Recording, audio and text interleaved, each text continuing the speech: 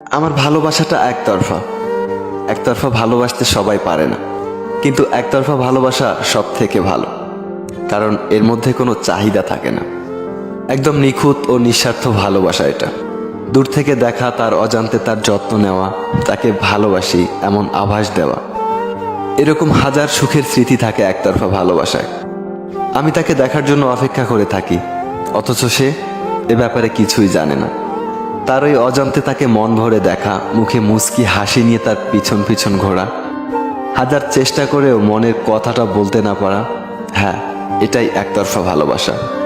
ভালোবাসাটা একতরফা হলেও চোখ চায় তাকে নিয়ে স্বপ্ন দেখতে, মন চায় তার হাতে হাত রেখে হাজার সূর্য ওঠা দেখতে, কিন্তু বাস্তবতার কাছে হেরে যায় সবকিছুই। না বলতে পারার যন্ত্রণা কুড়ে কুড়ে খায় ভেতর থেকে। মনে অনেক সাহস জাগিয়ে যখন তাকে মনের কথাটা বলতে যাই, তখনই ব্যর্থ হই।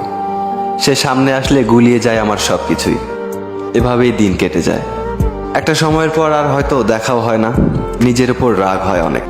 বারবার মনে হয় যদি একটা বার জানাতে পারতাম তাকে কতটা ভালোবাসি।